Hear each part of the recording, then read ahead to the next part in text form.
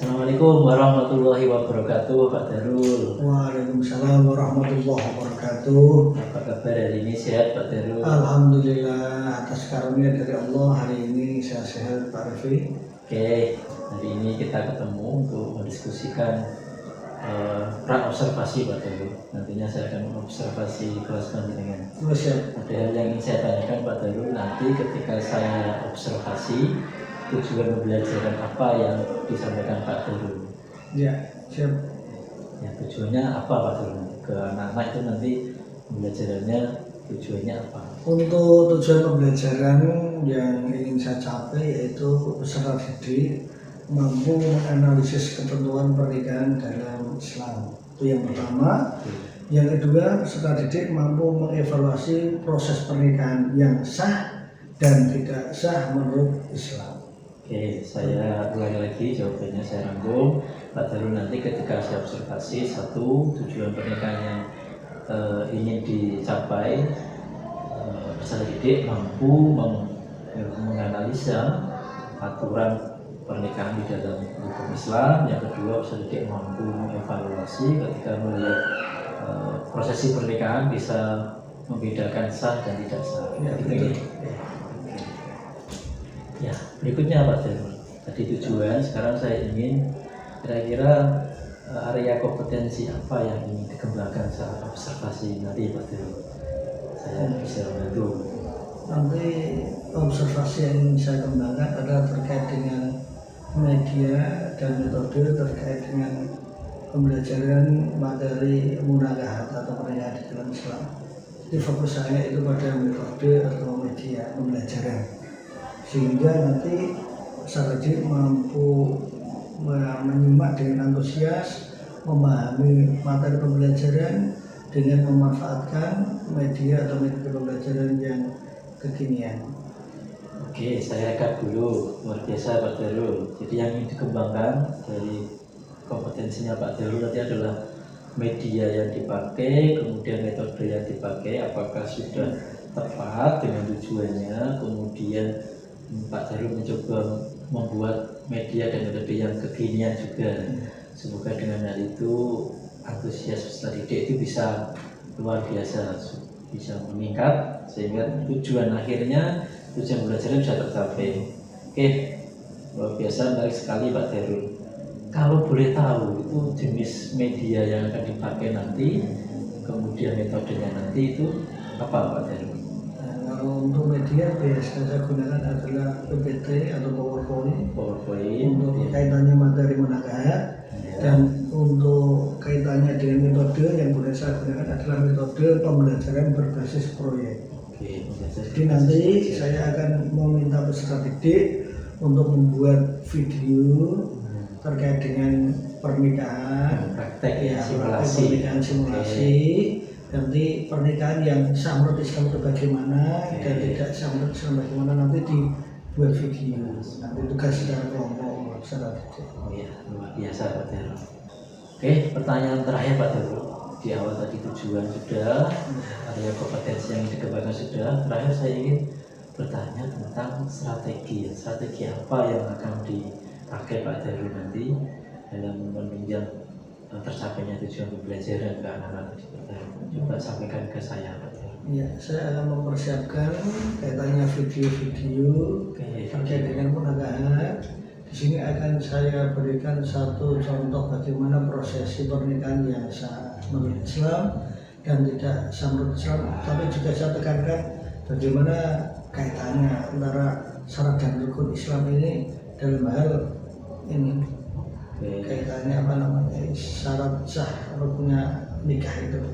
Oke, saya rangkum dulu strategi Pak Darul. Pak Darul nanti menampilkan ke anak-anak video contoh yang sah dan contoh yang bisa dikatakan belum sah kan, barangkali kabulnya belepotan, tidak memenuhi syarat, barangkali kurang saksi dan sebagainya. Sebagai bahan analisa, anak itu nanti bisa memahami betul prosesi akad nikah yang sah dan belum sah, begitu betul.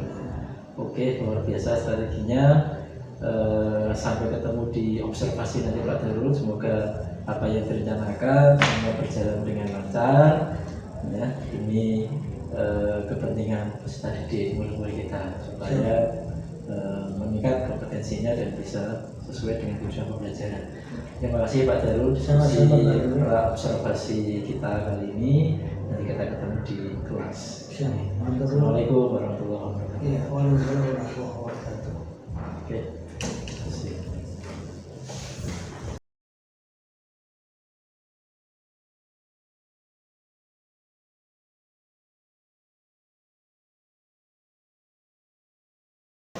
Assalamualaikum warahmatullahi wabarakatuh. Waalaikumsalam warahmatullahi wabarakatuh. Bagaimana kabar anak-anak hari ini? Baik. Alhamdulillahirrahmanirrahim.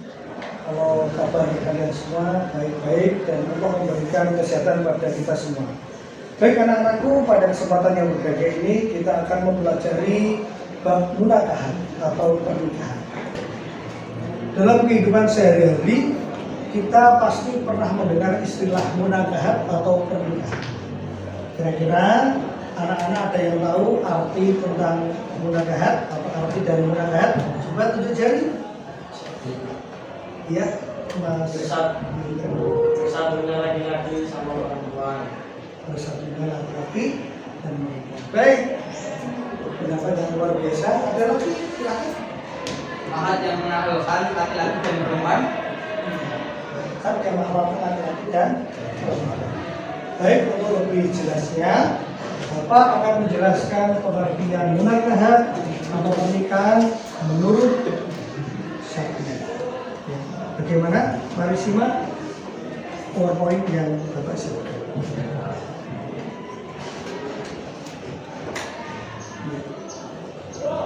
Simak, pengertian munakahat berarti ya kan perkawinan atau pernikahan.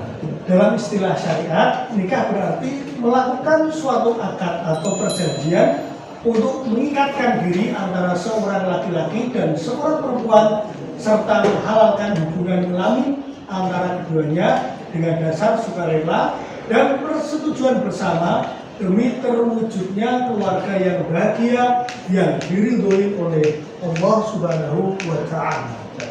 Bisa dipahami anak-anak? Alhamdulillahirrahmanirrahim. Baik, selanjutnya Bapak akan menjelaskan lebih komprehensif terkait dengan bagaimana hukum pernikahan. Jadi, menurut ilmu agama Islam tentunya hukum pernikahan itu ada beberapa macam. Silahkan simak. Yang pertama adalah sunnah. Bagi yang ingin menikah, mampu menikah dan mampu pula mengendalikan diri dari perzinahan, walaupun tidak segera menikah. Jadi seperti ini. Ada seorang pemuda, dan kondisinya itu dia itu ingin, tapi dia itu mampu mengendalikan hawa nafsu. Kalau kondisi pemuda seperti ini, dia pernah hukum sulit. Bisa dipahami? Yang kedua, wajib. Nah ini paling bahaya, harus segera menikah ini karena wajib. Kenapa? Bagi yang ingin menikah, mau menikah, dan dia khawatir berbuat zina jika tidak segera menikah. Ekonomi sudah mapan, dengan pekerjaan sukses, bisnis sukses. Tapi ketika melihat wajib, mana tahan? Nah ini, kalau sudah seperti ini, segera Mbak, biar terkena hukum wajib. Adakah di antara kalian yang sudah ingin menikah? Masih belum. Kalian fokus saja belajar. Yang ketiga, makruh. Bagi yang ingin menikah tetapi belum mampu memberi nafkah terhadap istri dan anaknya. Ini contoh-contoh kalian. Belum mampu menafkahi istri dan anaknya. Tapi kemudian, Pak, nikahkan Pak saya. Saya sudah cinta berat Bapak. Dan saya daripada saya terjebak dalam penjara Bapak, saya menikah. Tolong nikahkan saya Pak. Biayanya Bapak. Kan wajib orang tua memberikan biaya untuk anaknya nikah. Kamu berjalan seperti itu, maka kondisi pemuda seperti itu tentunya. Adakah di antara yang nikah? Kalau masih ada yang pengen berarti karena kita hukumi. Saya pahami? Nah, yang berikutnya adalah haram. Bagi yang ingin menikah dengan maksud menyakiti wanita yang akan dinikahi. Nah, ini yang sering terjadi di kasus-kasus berita media-media nasional. Ada seorang nenek umurnya 76 tahun dinikahi oleh perjaka 18 tahun. Ini cinta mati, ternyata cintanya tidak tulus. Dia ingin menguasai harta kekayaannya saja. Dengan dari seperti itu hukumnya itu ada seorang laki-laki dan perempuan yang belum pernah nikah, tapi kalau si perempuan itu sudah menyakiti hatinya karena si laki-laki itu belum apa, harus tinggalkan. Begitu melihat laki-lakinya sukses, dia itu datang untuk kembali merajukan kasih. Tapi karena ini balas dendam, pengen nikahi karena pernah sakit hati, terus dinikahi terus dicampakkan tidak diuji, dia juga terhukum karena niatnya balas dendam. Bisa dipahami tentang hukum pernikahan pada kesempatan saya yang berbeda ini anak-anakku? Bisa. Alhamdulillah kalau bisa, Bapak juga bersenang dan Bapak akan menjelaskan bahwa menikah itu merupakan sunnah. Dalilnya banyak di dalam Al-Quran, ada di dalam surat An-Nisa. Ya ayyuhan nasu taqu rabbakumul ladzi khalaqakum الذي خلقكم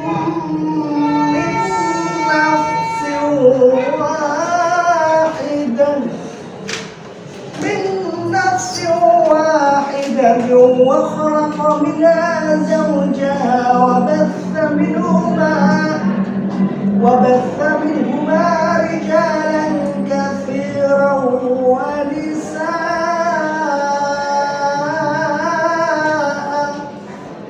واتقوا الله الذي تساءلون به والأرحام. Itu contoh. Jadi kamu besok bagi laki-laki yang mampu ini boleh menikah dengan perempuan-perempuan yang kamu cintai. Di dalam kandungan yang saya baca tadi boleh 3 boleh 4. Ini untuk laki-laki. Senang apa tidak? Tapi syaratnya harus adil. Tapi Rasul tidak melakukan itu. Rasul menikah, istrinya kenapa banyak?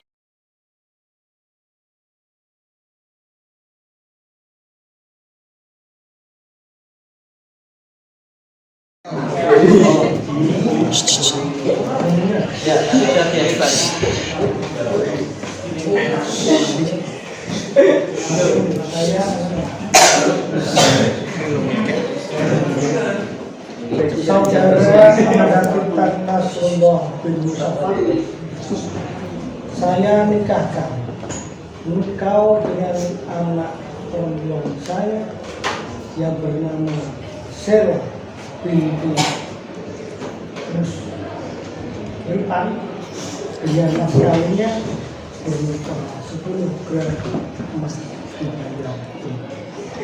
Saya terima nikah dan kawinnya Sarah binti Musyafa dengan mas kawin emas 10 gram dibayar tunai. Tidak sah. Apa orang tua bisa? Orang tua Musripan.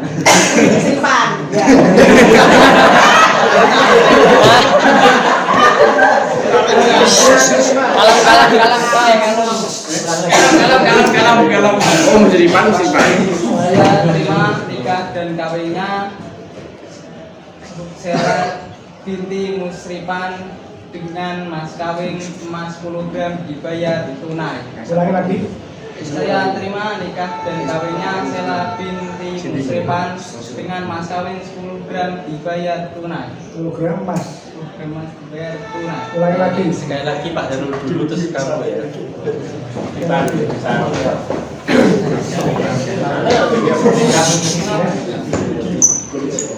Saudara Titan Nasrullah bin Musyaf, saya nikahkan dan saya kawinkan engkau dengan anak saya yang bernama Sheila binti Musripan dengan mas kawinnya berupa emas 10 dan dibayar tunai. Saya terima nikah dan kawinnya Sela binti Musrepan dengan mas kawin emas 10 gram dibayar tunai. Gimana Pak?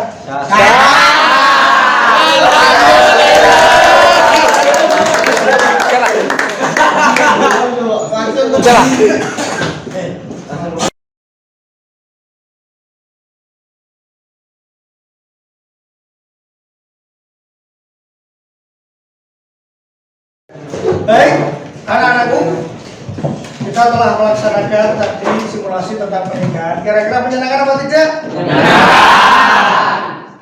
Menikah adalah ibadah yang menyenangkan dan ibadah yang paling lama karena apa? Seumur hidup kita dalam koridor ibadah, yaitu ibadah yang paling lama itu adalah ibadah menikah. Semuanya itu bernuansa karir, menunjukkan istri, melayani suami, memberi nafkah istri juga, semuanya bernilai terus bahagia.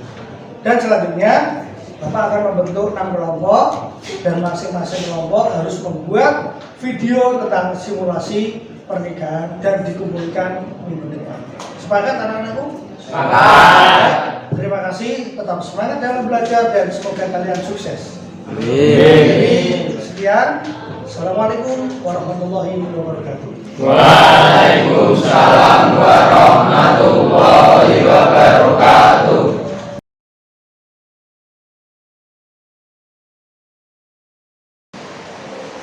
Assalamualaikum warahmatullahi wabarakatuh. Waalaikumsalam warahmatullahi wabarakatuh. Apakah Pak Reti, Pak Darus ya? Alhamdulillah sehat. Kalau saya lihat dari suaranya masih semangat ya Pak, pada siang ini. Begini, kalau kemarin panjenengan sudah melaksanakan coaching, pra observasi, kemudian observasi. Kemarin ngambil ya Pak, materi kamu nih.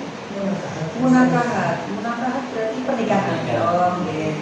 Nah, untuk kesempatan kali ini berarti saatnya melakukan pasca orasi. Nah, karena kemarin yang diamati pembelajaran itu Pak Darul, berarti Pak Darul sebagai coaching terus ya Pak. Kemudian Pak Rifki sebagai coach. Nah, monggo waktu dan kesempatan berikutnya Pak Rifki bisa melakukan coaching kepada Pak Darul. Dipersilakan Bapak. Assalamualaikum warahmatullahi wabarakatuh. Waalaikumsalam. Darul, terima kasih saya berkesempatan untuk menjadi coach. Kemarin ada seminggu yang lalu kita sudah melakukan cakapan observasi. Jadi Pak Darul menyampaikan hal yang ingin dikembangkan adalah media dan metode yang dipakai apakah tepat dengan tujuan pembelajaran pernikahan. Kemudian saat observasi saya mengamati Pak Darul menggunakan tayang PPT. PPT sekaligus Pak Darul juga praktek dengan anak-anak simulasi pernikahan yang sesungguhnya. Kita bisa merasakan sebelum menikah itu gambaran seperti ini apa yang dilaporkan ijab dan kabul. Ini saja teman saya yang menarik Pak Darul. Pak Darul ini kan masih muda, saya yakin bisa lebih naik lagi dalam hal ini istilah kerennya pembelajaran itu medianya berdiferensiasi. Kira-kira selain PPT, Pak Darul nanti punya mau membuat media apalagi untuk supaya variasi dan berdiferensiasi. Silakan Pak Darul. Baik Pak Rifki, saya akan lebih diklat untuk mengembangkan kompetensi saya. Mungkin tidak hanya PPT saja yang akan saya kembangkan, tapi mungkin aplikasi-aplikasi kekinian seperti Canva, Slide yang mungkin untuk memudahkan pembelajaran dan tentunya akan meningkatkan kualitas dari pembelajaran itu sendiri. Oke, luar biasa Pak Darul. Namanya sedang booming Canva.com, Sway juga blog milik Microsoft. Pokoknya bisa media itu menampilkan gambar, video dan tulisan, pasti lebih antusias di sana. Mereka tuh lagi. Meskipun di Surabaya kemarin luar biasa Pak Darul.